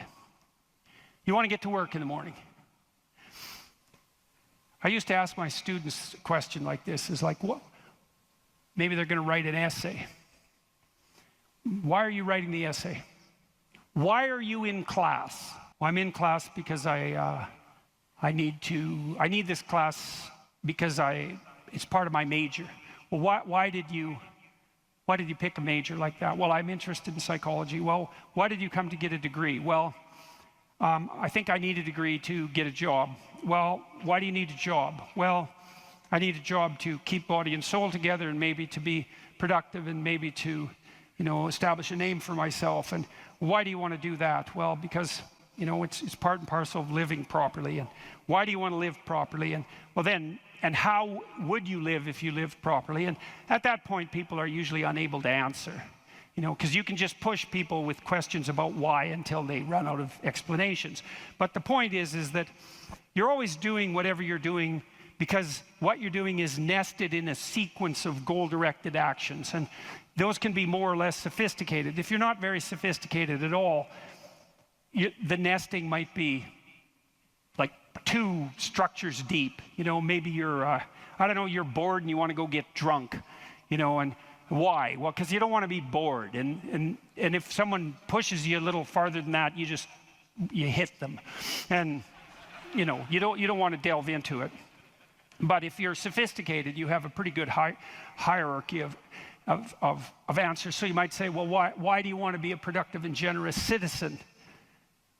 And like I said, people usually bottom out there. But you could say, well, that's part of reciprocal altruism. And if I'm productive and generous, then that'll encourage other people to be productive and generous. And if we're all productive and generous together, then there'll be more for everyone, and we'll all get along better, and we'll get along for a longer period of time, and that'll make us all more stable, and that'll make our societies better. And then you might say, well, why is that relevant? You might say, well, because the alternative to that is something like a descent into something approximating hell, and so that's part of a reflection of the divine order and the eternal battle between good and evil. And then you could push it farther than that, and you could say, well, are you going to be on the side of the redemptive hero, or are you going to be on the side of the eternal adversary? Like, you can keep digging down farther and farther, and the farther down you dig, the more you get down into what you might describe as the implicit religious substrate. And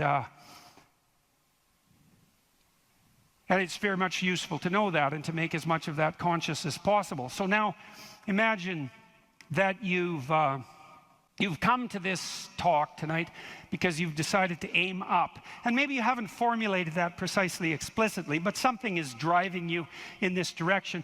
And then you come to the talk and you find out that I'm talking about something that isn't what you expected, and it doesn't seem to be moving you along on your pathway forward to that end. And what's going to happen is you're going to be disappointed. And you might be anxious too. You're going to be disappointed because disappointment signals that you're experiencing something that's not relevant to the goal that you are attempting to pursue, and that might in fact be interfering with it. That's what negative emotion does. And maybe if you're disappointed in what I say, that also makes you anxious because you assumed that you would come here and I would say something relevant, because you assumed that you knew who I was, and then it turned out that I didn't, and then you don't know who I am, and then you don't know what you're doing here, and then you get anxious. And the reason you get anxious is because that's what anxiety is for. It tells you when the pathway to your goal has been disrupted, so multiple pathways have now emerged. So imagine you're driving your car to work and it quits.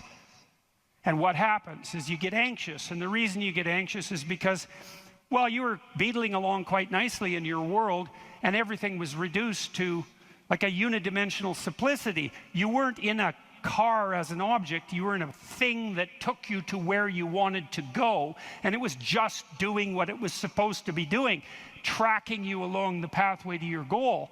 And then it fails and you're off on the side of the road and you get anxious because how the hell are you going to get to work? And what if you don't get to work? And is your boss not going to be very happy with you? And maybe this is the third mistake you've made this week. And what if you get fired? And weren't you an idiot for buying this car? Maybe you shouldn't have a car at all. Maybe you should have walked to work. And, you know, maybe you should take a bicycle because after all, that would save the planet. And, you know, and maybe now you have to take your car to a mechanic. But the last time you went to the mechanic, you got ripped off because you're too stupid about vehicles to manage one, and you're kind of stupid about technology in general. And aren't you stupid? And maybe you're too stupid, and isn't your wife going to? That's anxiety, right? And that's the emergence of a multiplicity of pathways, right? And so what anxiety signifies is the degeneration of an attentional hierarchy into multiplicity. And the reason you get anxious and it feels bad is because now your body can't compute how much energy you have to put out in order to get to your goal. And so you can't organize the world. You're apt to use more resources than you'll replenish. And if you continue to do that, then you'll die. And so anxiety is a signal that complexity has reemerged, chaos. That's the eternal dragon of chaos. Chaos has reemerged because your narrative has collapsed. And so that's negative emotion. That's what negative emotion signifies, is that it's the collapse of an organizing narrative. And so that's very interesting to know. So you feel positive. If I walk on the stage and I know I'm supposed to go to the front of the stage, say, and the reason I want to do that is because I know I have to talk to you, and that's and I want to talk to you because I think it's valuable to talk to you, etc. That's nested in a hierarchy of value. And if I see a clear pathway to the front of the stage, then that actually produces positive emotion. And that positive emotion impels me forward, because positive emotion does impel you forward. That's what it's for. That's how positive emotion is linked to action. So if you're enthusiastic because you can see a pathway forward to a valued goal, and that enthusiasm manifests itself. This is true even neurochemically. It manifests itself as positive motivation to move forward. And not only that, if you're moving forward and it's working, your brain tracks the fact that it's working, and then that's linked to dopamine release, by the way, which is what cocaine releases. It's linked to dopamine release. And the other thing your brain is doing, even when you're just walking to where you want to go, if you're successfully walking there, your brain tracks what you're doing. There's circuits that are activated while you're doing it. And if what you're doing results in the result you desired, then the dopamine floods those little neurons that are active, and it makes them grow and flourish. And so as you practice something that's working, the circuit that is activated as you're practicing is bathed in dopamine, and that makes it stronger. And that feels good.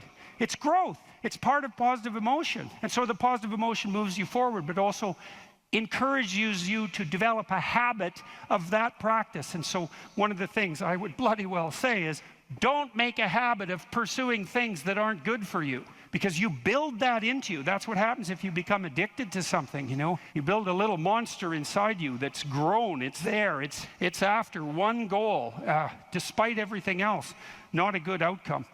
So now positive emotion also signals the fact that it's also an energy conservation observation. So as I move forward towards my goal, with each step I take, it's going to take less energy to get to the goal.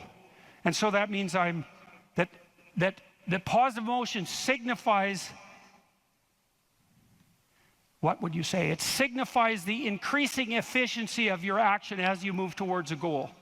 So negative emotion signifies the fact that things have got too complex for you to manage, and positive emotion signifies that you're approaching your goal and becoming and that there's less demand on energy output with every step forward. And so that's emotion. And that's pretty much worth knowing. And then what happens when you're watching a movie is you infer the goal of the protagonist, or the villain for that matter. You infer the goal of the character that's being portrayed on the screen. You adopt that goal as your own. Then you play out the emotions in your own body, which mimics the structure what would you call the character that's being portrayed on the screen, and you live that all out inside you. And that's also how you understand other people, right? You don't listen to someone and then figure out what they're saying and then infer what they're thinking. That isn't how it works. What you do is you listen to someone till you figure out what they're up to. As soon as you figure out what they're up to, you can adopt that frame of reference. As soon as you adopt that frame of reference, you have the same emotions. And that's what makes you united. And so that's so interesting. And so then you think, look, there's 5,000 people in here. If there were 5,000 chimpanzees, you guys would be tearing each other into shreds, because no one would be able to know what anyone else was up to. But because all of you are here paying attention to the same thing in the same way, you have virtually identical emotional states, and that means instantly your behavior is rendered predictable to one another. And there's no difference between that and peace. They're the same thing. And so what that means is that one of the predicates of a civil, productive, and peaceful society is that everyone inhabits the same narrative. And you might say, well, we don't need the same narrative. It's like, yes, we do, because if we inhabit a different narrative, then we're running emotionally in different directions, and we will not understand each other, and we will run into conflict, and that conflict can become deadly at the drop of a hat. And so it's a precondition for a civil society that everyone is united in the same narrative. And then that begs the question, right? What is the narrative insofar as we're unified? And another question, which is, what should the narrative be? Right? Now, the postmodernists figured out that we looked at the world through a story, but they said their mantra is they became skeptical of meta-narratives, which are uniting narratives. And that's all well and good to be skeptical about meta-narratives, but you run into the problem of internal disunion. Because if you don't have a uniting narrative, then you're divided against yourself, and you run into the problem of social disunity, because if we're not looking at the same thing for the same reason, then we can't get along. And those are big problems. Now, the way the postmodernists glided over that immense cataclysmic problem was to offer the proposition that the narrative that unites us is just one of power and oppression, right? And that the fundamental motivation that guides, first of all, even your internal organization, your own internal tyranny, you're oppressing your id or your natural self. And then if you establish a relationship with someone like a marriage, well, that's just a manifestation of patriarchal oppression. And if you organize a business relationship, it's a relationship of mutual exploitation, and so far and so on, all the way up the political hierarchy, all the way back into the past. A more dismal view of human existence couldn't possibly be formulated. And I always think about it as a kind of implicit confession. It's like, so you think the world's all run by power, do you? Okay, I know what game you're playing and attempting to justify, and it's completely bloody preposterous, because first of all, if you tyrannize yourself, you're going to be one miserable creature. Plus, you're going to rebel constantly, as you already know. I'm sure all of you have tried at one time or another in your life to force yourself to do something with a whip, so to speak, and what you instantly find is that you're so condemned to be free that you'll even resist your own tyranny, right? Try telling yourself to do something and see if you do it. I'm going to go to the gym. That's New Year's. I'm going to the gym 3 times a week, 2 hours a day. It's like, no, you're not. You're going to last like 3 days. And then you're going to find an excuse. The rebellious part of you is going to find an excuse, then you're not going to do it. And it's a bloody mystery, isn't it? Because you'd think you could tell yourself what to do.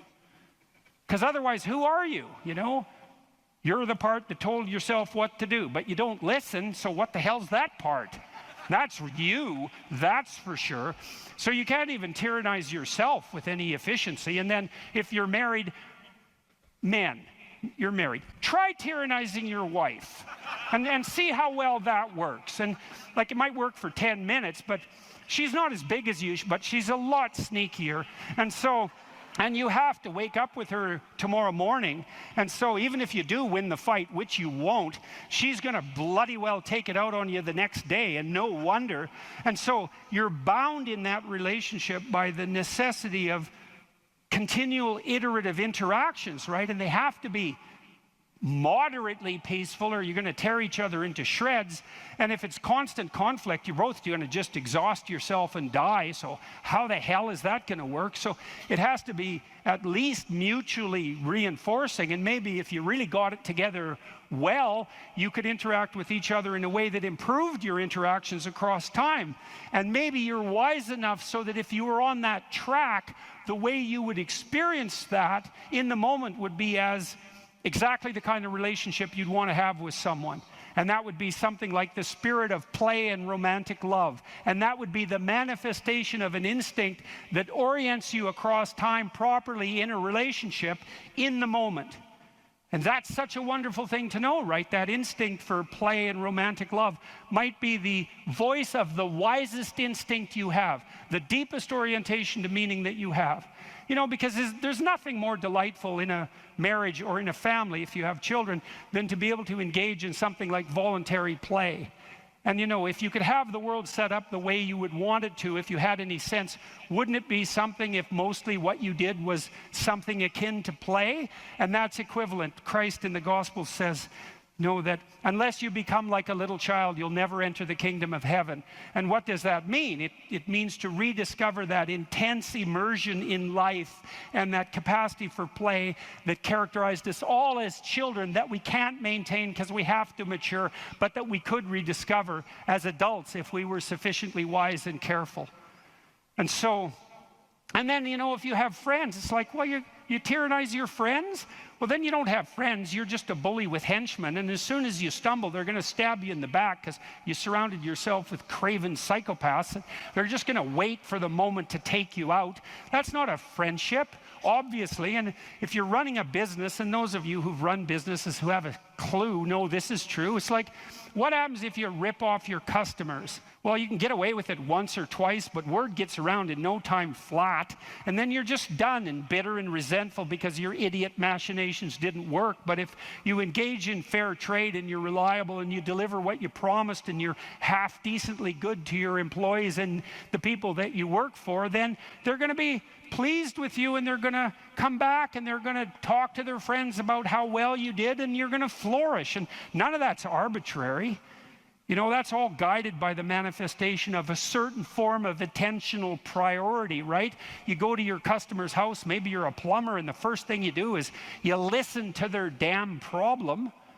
And so at least you have enough sense to engage in dialogos, right? You actually want to hear what the problem is, and then you actually want to solve it. And if you do that with some diligence, they're going to be pleased with you because they don't want sewage all over the rug.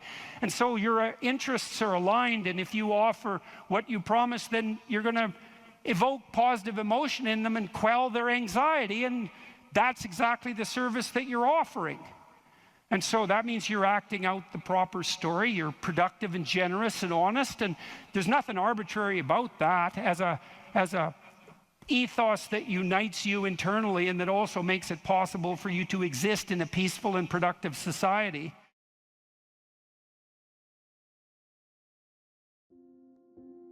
If you could have what you wanted in this moment, and I could deliver it, what would it be? How much of the mess that you see around you would vanish if the mess that you could put straight was put straight? You know perfectly well that if you put your mind to it and you make the proper sacrifices, there are things you can set straight.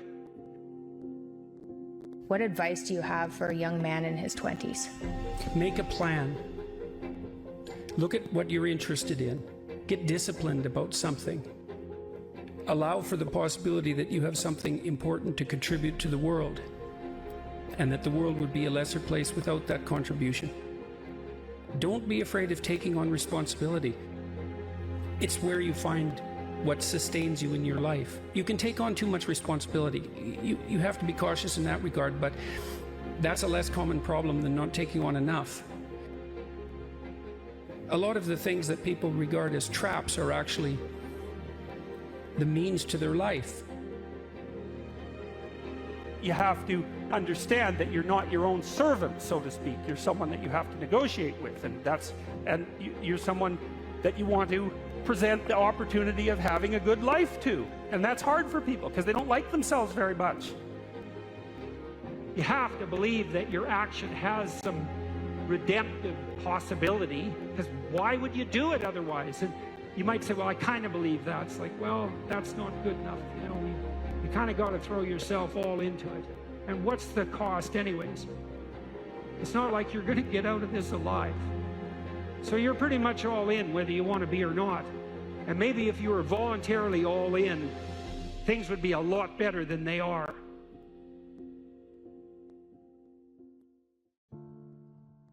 If the world isn't everything that you want it to be, maybe you're not acting the way you should. One of the things people do to buttress themselves against failure is to never let themselves really gain clarity about what they need and want. Let's say you try something, but you only do it half-heartedly. And then you fail, and you think, well, I didn't really fail because, you know, I held a bunch back in reserve, and so I didn't get what I wanted, but maybe had I been all in, I would have. And so you don't have to upbraid yourself too much for the failure. Now, it's a catastrophic way to live, to sit on the fence and to not commit, because instead of risking the possibility of failure, you engage in what's essentially the absolute certainty of failure. Because if you want something worthwhile and difficult, which you probably do if you want to have an adventure and go somewhere, then what's the chance you're going to get it if you're halfway in? You can't be halfway in, but that sort of protects you against failure, because you can tell yourself, well, if I tried, I could have done it. It's like, you know, you tell yourself that 200 times and your life's over. Better have a valued goal, because otherwise you can't get any positive motivation working out. And so the more valuable the goal, in principle, the more the micro processes associated with that goal start to take on a positive charge. And so what that means is, well, you get up in the morning and you're excited about the day, you're ready to go. And so as far as I can tell, what you do is you specify your long-term ideal, you specify your goal. You do that in some sense as a unique individual. You want to specify goals that make you say, oh, if that could happen as a consequence of my efforts, it would clearly be worthwhile. Would it really be so terrible if my life wasn't miserable? Would it be so terrible if I got what I wanted and needed, especially if I was doing that in the best possible way? Well, there isn't anything better to have than a problem that's worth solving, like that's really worth solving, right? And so the more of that you take on, the more you have a reason to get out of bed in the morning, no matter what. Like, I'm getting up, I'm trudging forward. Doesn't matter what I'm suffering from, I've got things that need to be done. They're necessary. And that gives you that sense of purpose that is the antidote to bitterness. So, yeah, there's lots of reasons to, you know, because I've thought for a long time, imagine you have a choice in front of you, because you do. So here's the choice.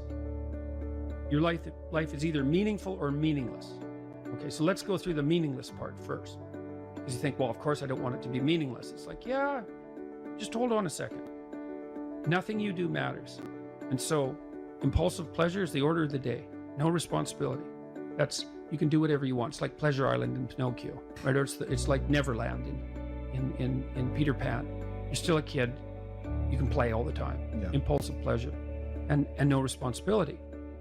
That's the reward for meaninglessness. Well, but then the other side is, okay, well, let's say you want your life to be meaningful. It's like, okay, then what you do matters. It actually matters, right? Make a mistake, hurts you, hurts your family, hurts the world in a deeper way than you think. And you have to be awake to that. And then you have to take it on yourself. So now you're moving towards the promised land, let's say.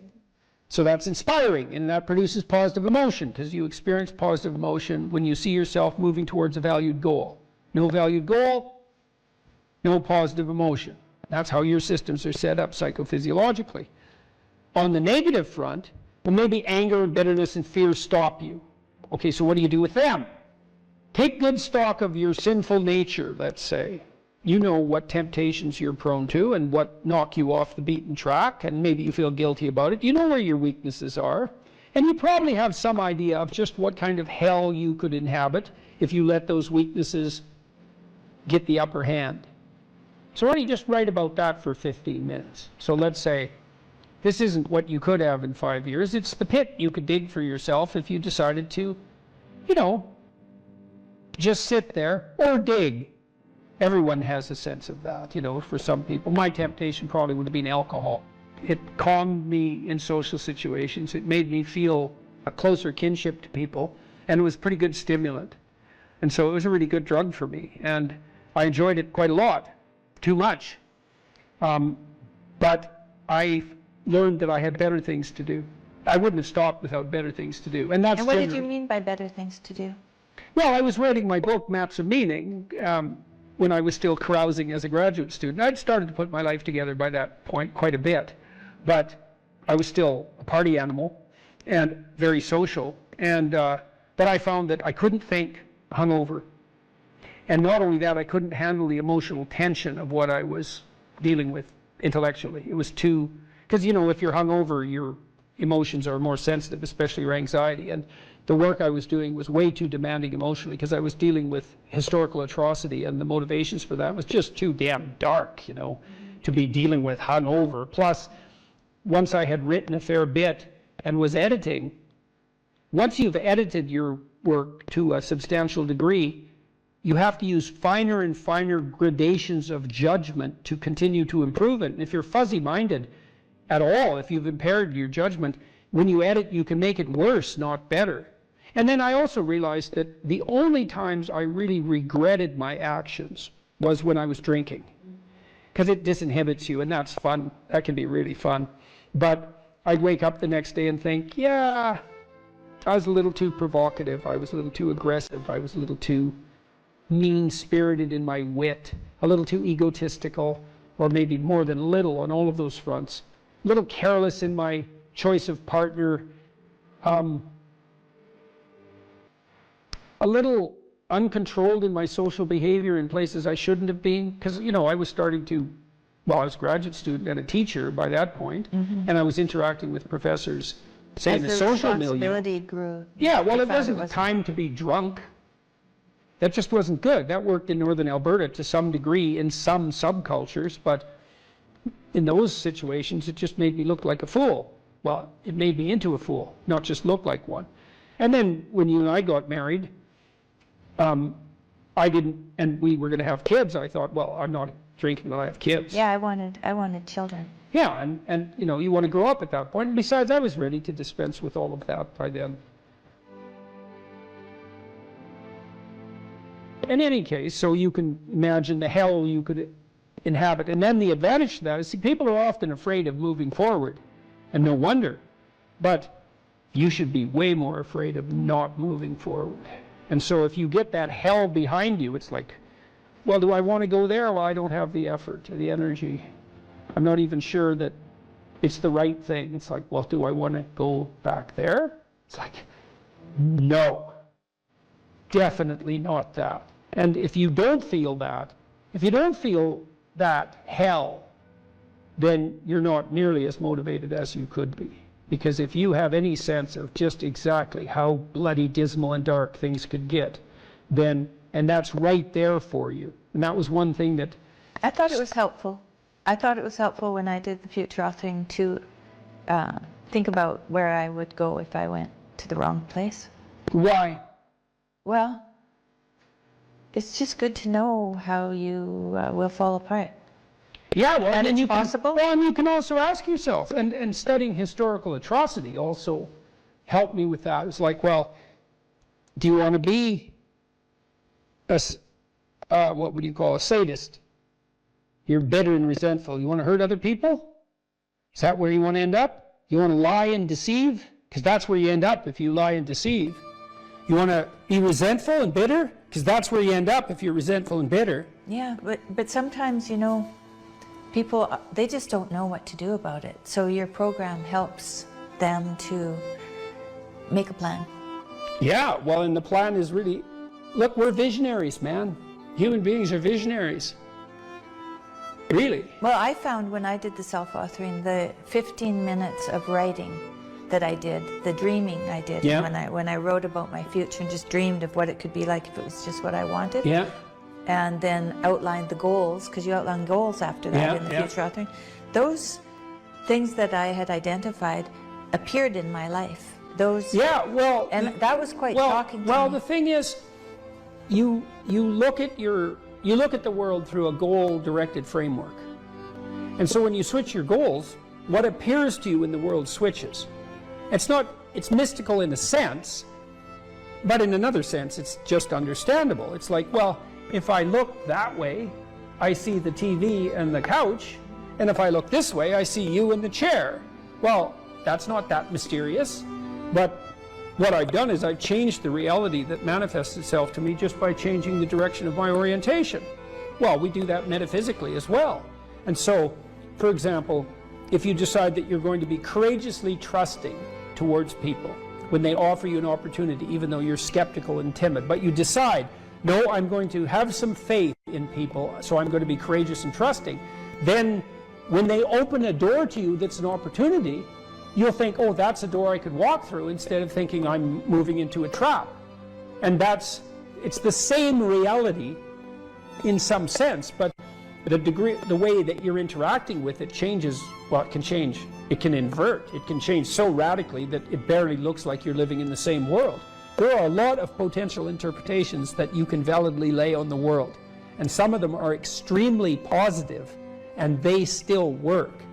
And wouldn't that be lovely if you could lay an incredibly positive vision on the world in a calculating and strategic manner, not an instrumental manner, right? Because you're aiming at something genuinely good, and that would work. And that is how the world works. One of the things I loved about my clinical practice, I loved this. It was so good, and I miss it. We're always working. The best parts of me and my client were working together to make everything about their lives better. And it worked. You know, like I had lots of female clients who tripled their income in 4 years. They didn't even think that was possible. It's like, well, I don't make enough money. I'm barely making ends meet, single mothers. I have no idea what to do. I don't like my job. It's like, well, let's make a plan here. You know, what do you want? Well, I'd like to make this much money. Why don't we double that? And just, because you're going to aim at something. Some people do make more money than that, so maybe it could be you. Well, is that even possible? It's not even possible. It's like, well, let's just assume that maybe it's possible and see what you'd have to do. Well, you got to get your CV together. Well, it's full of holes. Okay, well, let's fix the holes. Okay, now you got to get a plan. Well, I'm not very good at interviews. Okay, let's practice interviewing till you're not just good at it, you're looking forward to it. You know, I had clients who were in such dire situations that all I could do was really help buffer them against that. But they were a minority. I wouldn't say more than 5% of my practice fell into that category. Everyone else, it was like just rapid improvement on all fronts, you know. And that's such fun. And there isn't anything more practical. This is the thing, too. There is nothing more practical than developing a vision. It's not some pie-in-the-sky exercise. Without a vision, you're chaotic and fragmented and hopeless and disappointed, and someone can stop you just by putting up a single obstacle. You're a house divided amongst itself. You have no forward movement.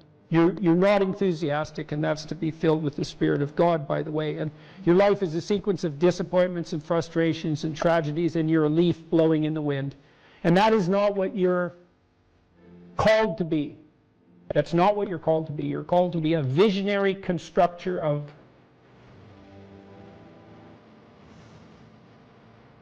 the paradisal vision. Mm-hmm. Really? Really? That's who you are. terrible as that is to apprehend. And so, Well, what do we have to lose? we already will lose everything we have to lose. Yeah. Right? We're all in this game, man. So there's, whether you want it to be this way or not, you are betting everything on your life. If you're suffering, you are obligated, in a sense, to hold on to whatever rope someone throws you. Life can be meaningful enough to justify its suffering. You can tyrannize yourself into doing things, but I wouldn't recommend it. What I would recommend instead is that you ask yourself what you're willing to do. It's a really effective technique. It's like a meditative technique. That's when life is worthwhile.